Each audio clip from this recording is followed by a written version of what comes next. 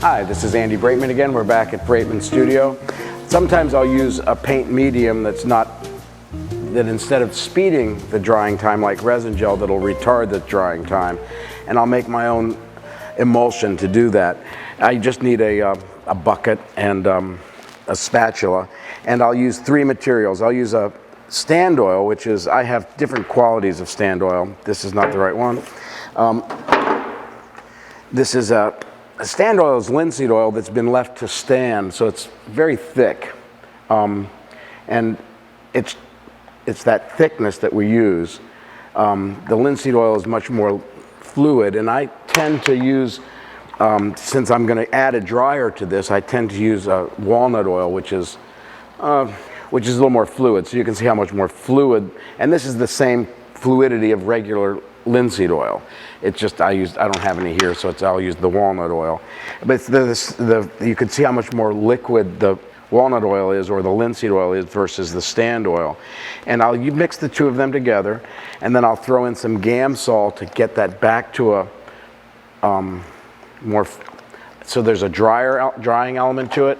And then I also have a Copal painting medium, which is mixed with, I just use a touch of this because it's got a lavender instead of a turpentine. It's got something called spike oil of spike, and a Copal varnish. And well, I don't mind using them in the studio. When I've got students here, it gets the lavender smell can be kind of, I don't know if you can smell it where you are, but the lavender smell gets very potent. And I'll mix the two of those together, all three of those together, and that'll give me an emulsion. And you can see it's very fluid, and the amount of, I'll pour it out over here, the amount of stand oil I use controls that fluidity. Again, this is another stand oil product I've got, and this is a lot more viscous than the other ones. You can see how heavy this is. And stand oil is linseed oil that's been left to stand.